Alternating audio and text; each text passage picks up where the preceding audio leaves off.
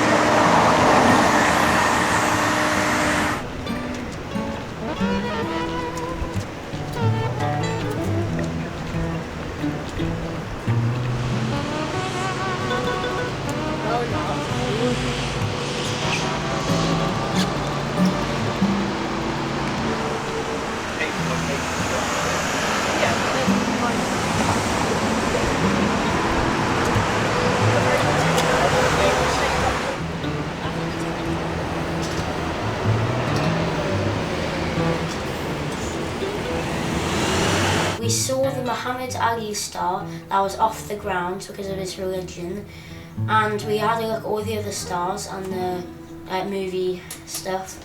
Insert clip here. These stars that you see on the sidewalk, these are given to celebrities for excellence in 5 categories of entertainment.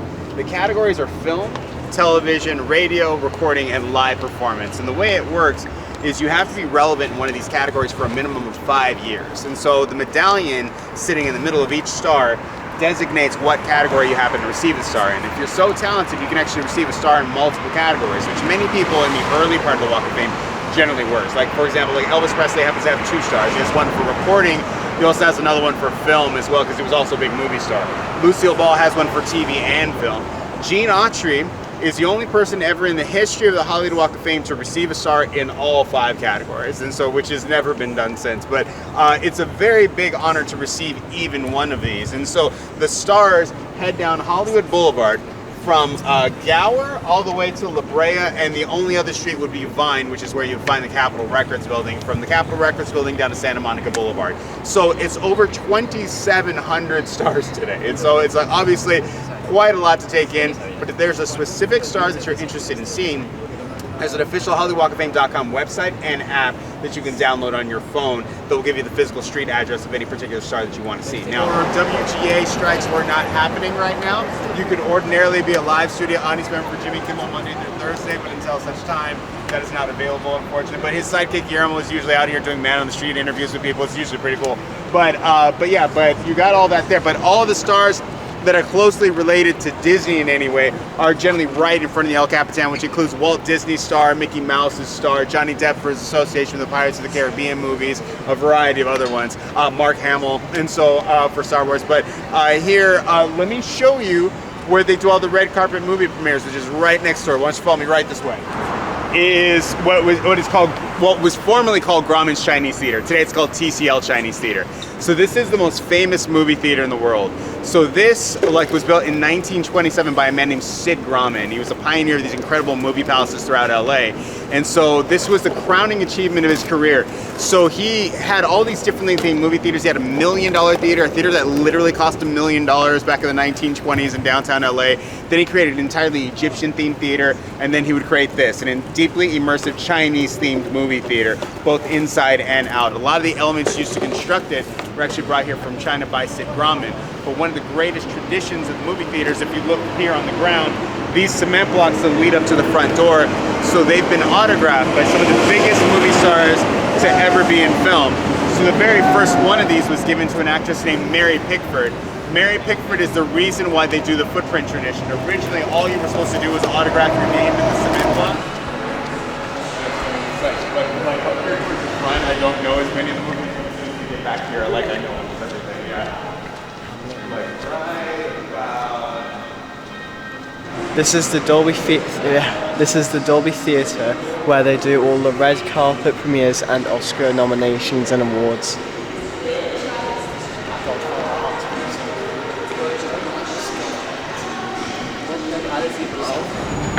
This is Muhammad Ali's plaque, and is the only one that has been put on the wall because he converted his religion to Islam, which meant that he found it offensive that people would walk on his name, so he had to get his plaque put on the wall. He made the exception to put on the wall. And then we went into the shopping centre and had a look at the Hollywood sign at this nice little opening, got some nice pictures.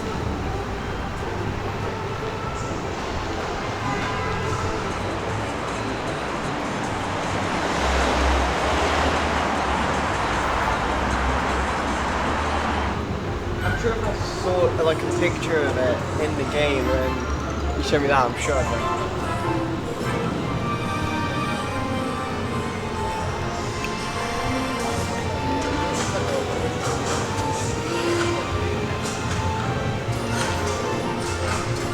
I thought it was a picture. And then we got back onto the tour bus and went down to Venice Beach.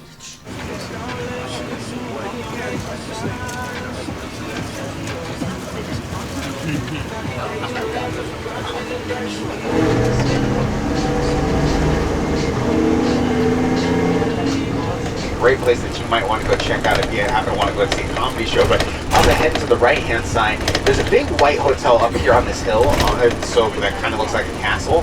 So this is called the Chateau Marmont. In early Hollywood, when movie studios had problem actors who were known to get themselves into trouble quite a bit in the newspaper were generally encouraged by the movie studios to get into trouble here. Because if anything were to happen with any of their big name stars where they were staying here, the chateau is always going to be good enough to keep it discreet and never let it go past the front door. And so because of their discretion, they earned the business of all kinds of different celebrities over the years.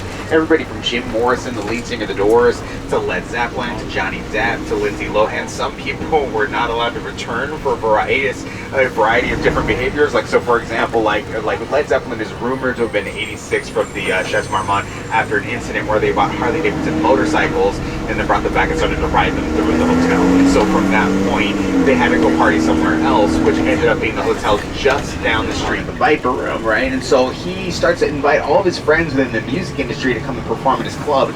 And all the marquee bands of that particular period, everybody from Stone Temple Pilots to Alice in Chains, Tom Petty and the Heartbreakers, Motley Crue, were amongst many of the bands that you would have seen playing here, and all the young celebrities of that era would come to these shows. And it's a very small, intimate space. There's not a lot of, room to stand or even sit, and so that kind of like led to the exclusivity of it. But it's a place that still has great shows to go and see, even though Johnny Depp hasn't owned the bar in quite some time. But over here on the right hand side, this is the Whiskey A Go-Go. This is where the Doors were the house band for 5 years. It is considered the birthplace of go-go culture. It's one of the few venues ever to be inducted into the Rock and Roll Hall of Fame Museum, which is denoted by that plaque you see on the left-hand side of the entrance there, and there's tons of live shows to be seen there as well. Up ahead to the left-hand side, that's my agent's office. That's completely unrelated, but I just wanted to let you know that. And then two areas. Everything on the left-hand side is West Hollywood. Everything on the right-hand side is Beverly Hills, which you can clearly see from the trees, right? Because like there's a very manicured image to Beverly Hills, and so every street throughout Beverly Hills has a uniform row of trees heading down the parkway, hence all the palm trees on the right hand side. And then in West Hollywood there is no such standard, and you basically plant whatever you want here on the left. But the thing is that, so if you were to look down these individual streets, like you'll see like there's like the same like type of tree heading down the parkway, and it's different from street to street. So now this is done mainly for its aesthetic value, but it also happens to be in part an accommodation to the film industry. If you were to say have a movie or a TV show that was to take place in a different part of the United States that wasn't necessarily Los Angeles, rather than spending the money you would require to take your production to that extra location to go ahead and get, some, just a couple minutes of footage, what you can instead do is you can find an area of Beverly Hills that can simulate the same look you need without having to pay the added expense of taking your whole production there. And they've actually been profiting off of their film industry neighbor Hollywood in that way almost since the beginning of Beverly Hills. And so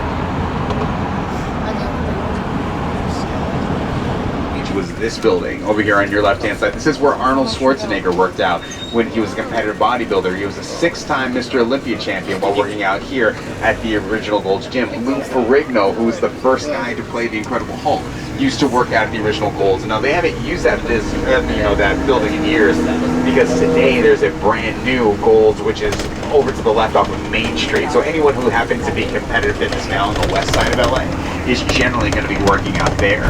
But the guys who used to work out at Gold's also used to work out at a place which became known as Muscle Beach.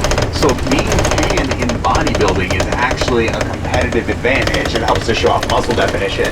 So the bodybuilders would come out here to the Venice Boardwalk, and they would do their workout regimen at a weight platform, basically an open air gym where they could do their workout regimen in the open sun, and at the same time they would get this all over tan. And so it became insanely popular on the boardwalk, and it still is. The biggest guys who work out there now are usually going to show up at like 2 to 3 o'clock in the afternoon when there's like a big crowd of people there to watch them. But you'll get to see what I'm talking about once we get out there. But here, what we're going to do,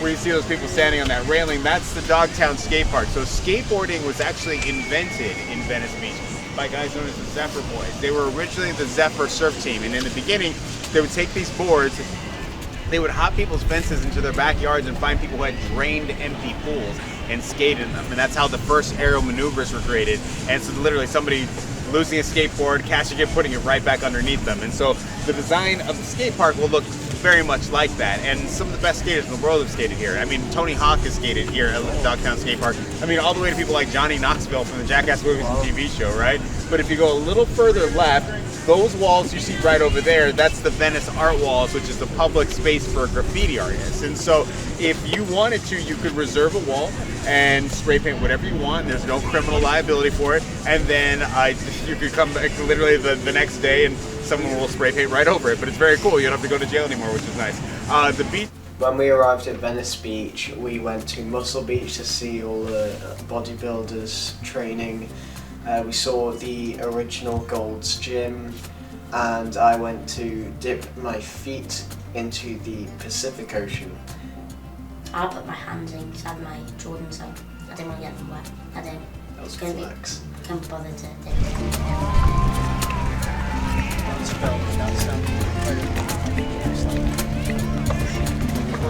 Right.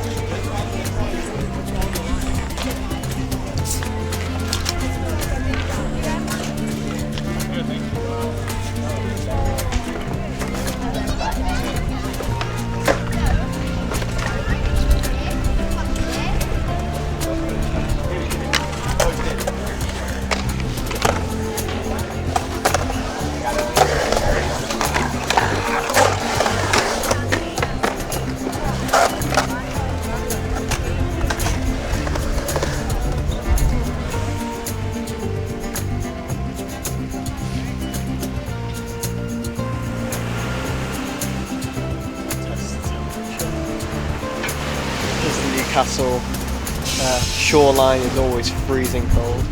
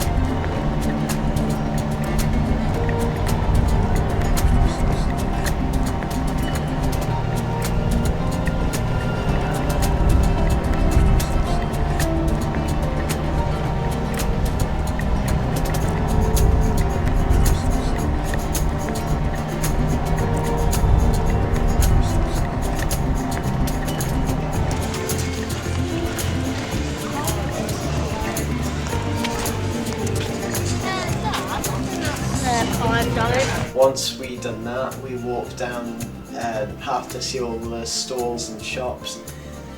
Didn't buy anything besides a packet of flaming hot Cheetos. And then we got back on the bus to go to Santa Monica Pier. It started in Hollywood when actually the first movies to really be made here in Los Angeles were done in Venice. People like Charlie Chaplin and the comedy duo Laurel and Hardy were amongst the first to make movies here. But everything from 30-second TV commercials to full-length motion pictures has been filmed here. But if you look over to the right-hand side, you see that brick wall right there. You see a guy in a gray suit with a big handlebar mustache and beard. So that is Abbott Kinney. That's the guy who created Santa Monica and Venice. And you see murals dedicated to him all over the neighborhood. But what remains of Abbott Kinney's original vision for this area of the canals is actually right around the corner here. Happens to be on the market. And I mean, these places will range from $4 to $12 million depending on the house. And so, I mean, as expensive as the neighborhood happens to be, it's actually not a private neighborhood. These walkways you see on both sides of the water, place is small in LA. Does not mean that it is cheap. But these places, if you happen to find one on the market, there are certain ones you can usually see, expect like a couple $1 million for, right? Which is literally, it's 1 bedroom, 1 bathroom, but they're blocks away from the beach. So obviously you're gonna go ahead and pay a pretty heavy premium for that wherever you go, but most especially in LA. Now, if you were to go and make your way past the bungalows, the next couple of streets that you're going to reach are going to be, the first one will be Venice Way, on top of what's supposed to be a porcelain ballerina's body, up on top of a soapbox, and it's incredibly creepy. And it was actually even creepier in the beginning because if you look at the left leg, you see how it's bent at the knee. Originally, the statue was motorized so that the leg would kick back and forth. You used to make a very ugly grinding noise that nobody liked, and so now it doesn't move anymore. But it's what officially marks you getting onto Main Street, Santa Monica. Well, if you happen to have that experience, but what we're going to do is, the pier is weight restricted, so I'm not allowed to take a vehicle this size onto the actual pier. So, but rather than drop you off way back where they want us to drop you off, what I'll do instead is I'll drop you off here as close as I can. But I just won't be able to remain parked here. I'll have to leave and then come back. So when we return, just come right back here to where I left you. And if you need like a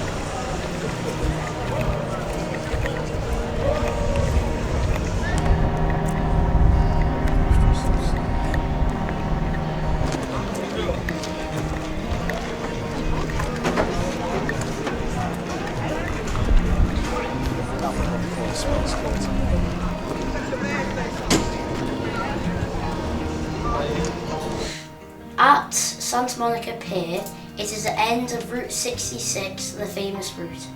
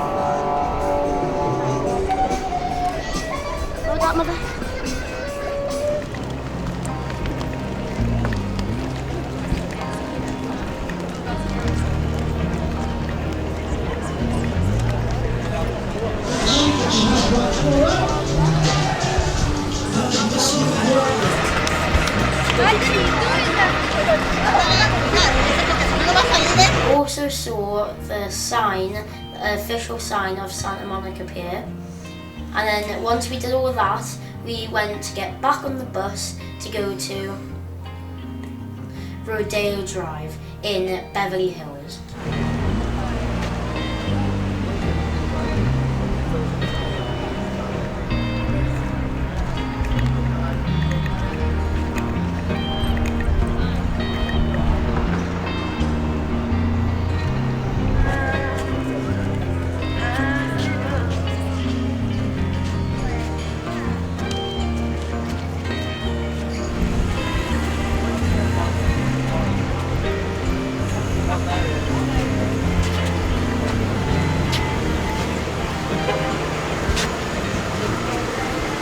But we are heading up to Rodeo Drive, which is the second most expensive shopping street in the United States after 5th Avenue in New York City. And so all up and down Rodeo Drive will be nothing but high-end, expensive luxury shops. And so they sell everything from clothing to jewelry to art.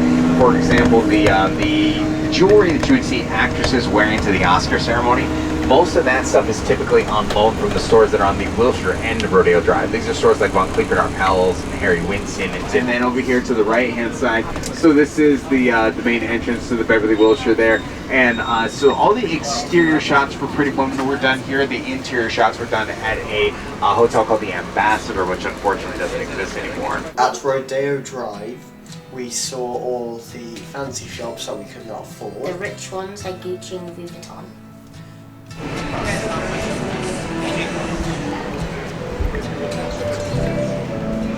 The Chanel store is here, I think.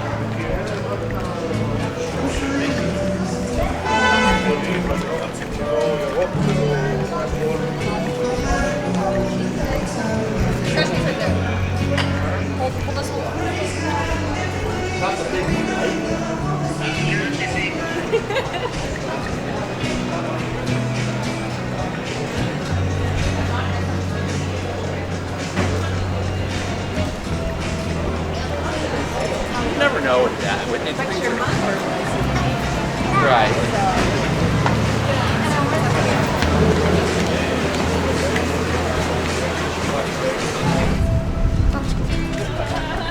I'm from England.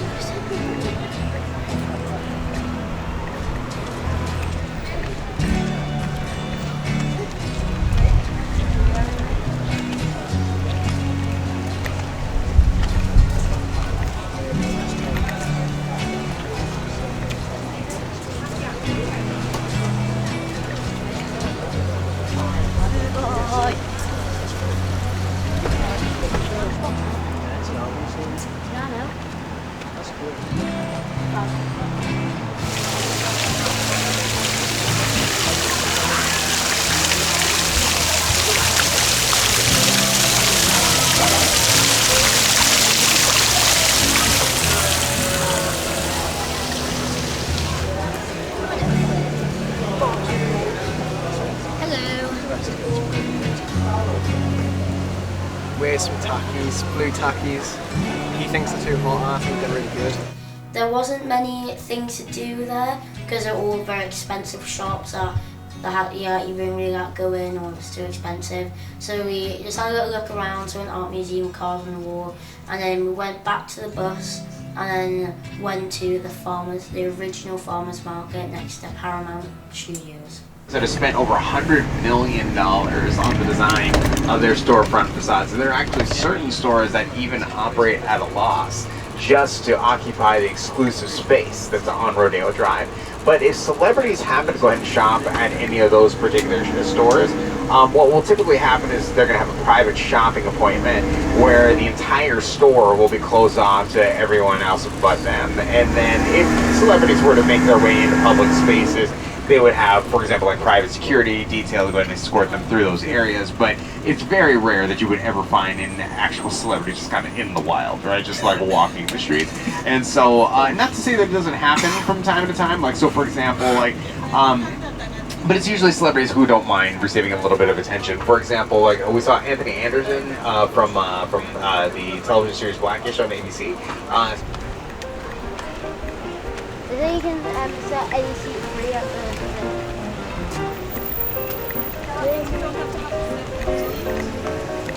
yeah.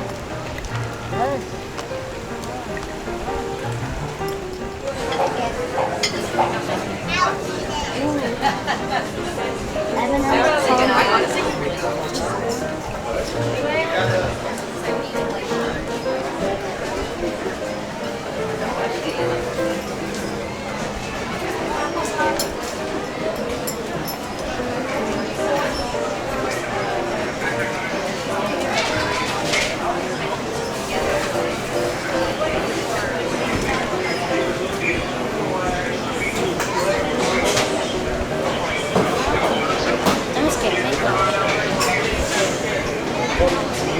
Once at the farmer's market, we went to some different food stalls and we each got different things like pizza, pasta and hot dogs.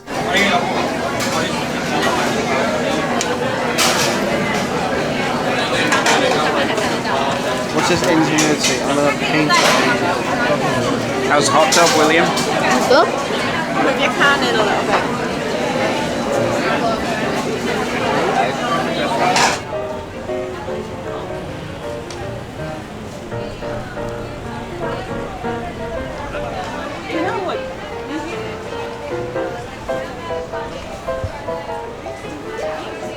Once we finished our food, we had to look around some of the shops and to the shopping centre, like next to it. Had a look at some of the shops there, and then we got back on the bus.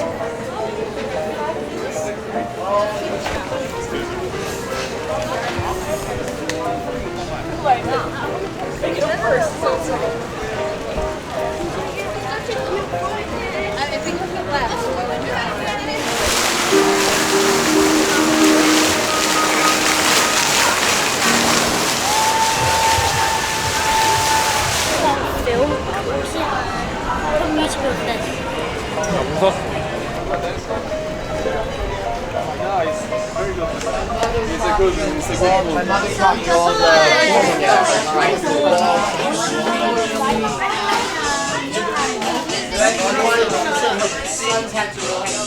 Smells like heaven in here.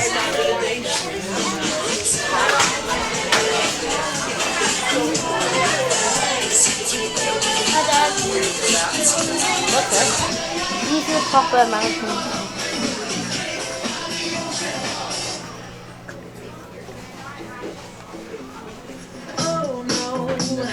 The Beverly Cinema is interesting because it actually happens to be owned by director Quentin Tarantino, and there will always be a Quentin Tarantino film that plays here at the Beverly Cinema. So this month it's actually it's Reservoir Dogs right now, yeah. But it's last month it was Hateful Eight, and then sometimes it's Pulp Fiction or Kill Bill. But it projected on film, dedication to the classic movie-going experience, and then if you were to make your way a little bit past the Beverly Cinema, so this neighborhood is called Hancock Park. And then the main thoroughfare throughout Hancock Park is La Brea Avenue, which is directly in front of you. Now, if you recognize the term La Brea, it's more likely because you've heard of the La Brea Tar Pits. And if you don't know what the La Brea Tar Pits happen to be, so in prehistoric Los Angeles, there were, especially here in Hancock Park, there were large pools of tar. Over here on the left-hand side, these tall beige buildings that run all along Gower until it reaches Santa Monica Boulevard. This is what used to be at one point in time called RKO Pictures, and they were one of the biggest players in early Hollywood. It's actually where many of the greatest movie stars of that period were signed to, including Lucille Ball. And I Love Lucy was actually filmed here back when this was RKO. But now this is part of the greater Paramount lot, and so this is a 65-acre property. It was the fourth major movie studio to make its home in Hollywood, and the only major one still in it. And many of the greatest movies you've ever seen over the years, everything from The Godfather to Top Gun, the Indiana Jones franchise, almost every single Star Trek film, including the reboots of J.J. Abrams, would have seen shot here. Now, if you look directly behind the Melrose Gate, there's a very interesting feature you can see here from the street. If you look right past the gate, there's a big faded blue and white cloudy wall facade there. And so at the foot of that facade would be the rough equivalent to a giant empty pool. It's a 914,000 gallon tank, which can be filled with water. Now, in the era of green screen technology, they don't typically use that stuff as much anymore, but what they would ordinarily use that for is controlled water scenes. Say you had a scene that takes place on the ocean. Rather than going to the ocean where you wouldn't have a lot of control of what nature would do on that particular day, what you can instead do is you can fill the tank with water, get a jet ski to simulate waves, and do an entire day's worth of shooting right there in a controlled environment. There's also an entire section of the Paramount studio lot that happens to be New York City facades. It was entirely donated to Los Angeles by the man who it's named after, who was a man named Colonel Griffith J. Griffith. On the way up to the observatory, we passed the famous neighbourhood. Down from the observatory, where a bunch of celebrities lived, and before Beverly Hills, that's where all the famous people lived before then. Walt Disney lived there. Walt Disney lived there.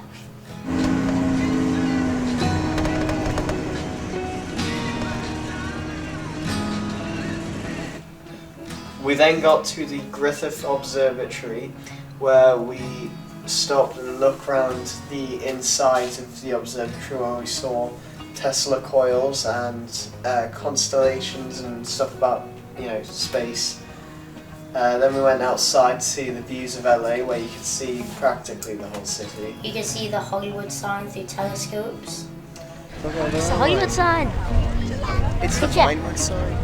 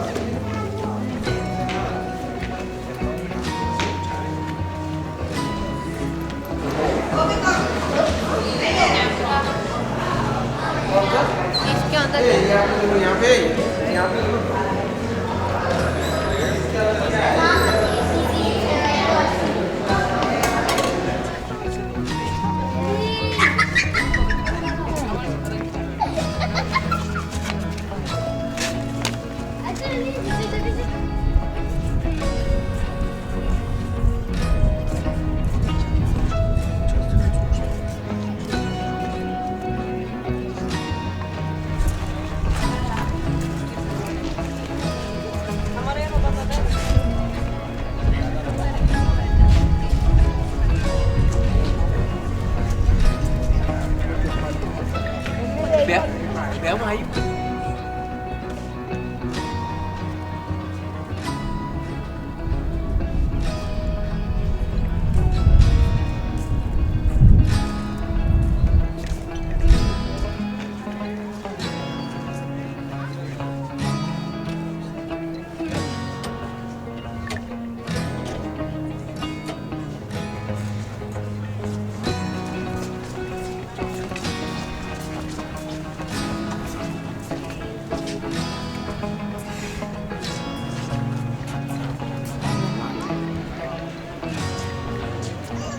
Oh, can we take a picture of them wings as well?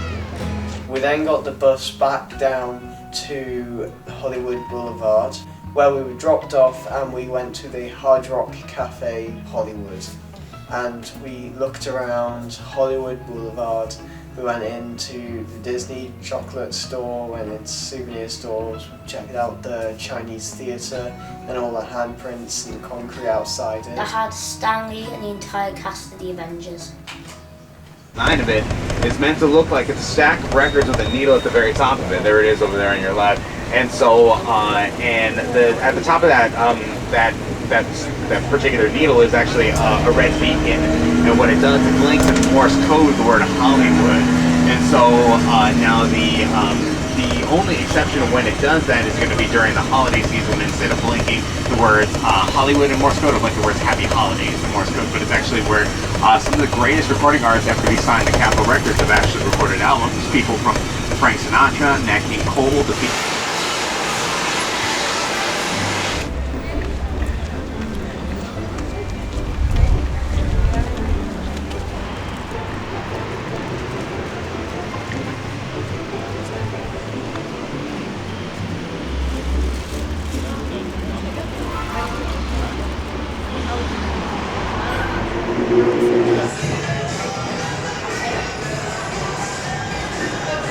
Then went to the Hard Rock Cafe Hollywood, where we had some very nice food. I had steak fajitas. Where we ate food. Lots of food. And then left to go on the metro.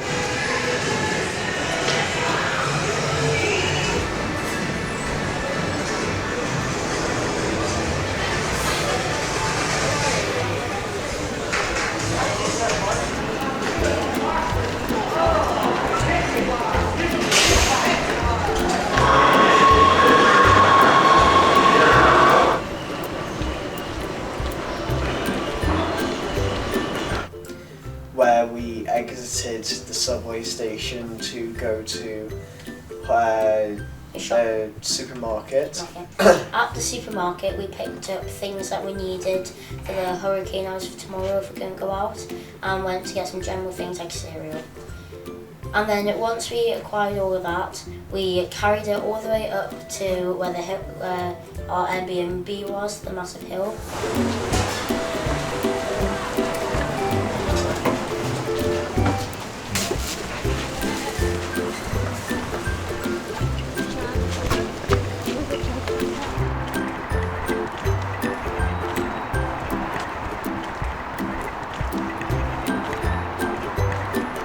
Very good day, enjoyed all of it, and don't forget, have a wild like, and a tiger subscribe, and a like for the wall.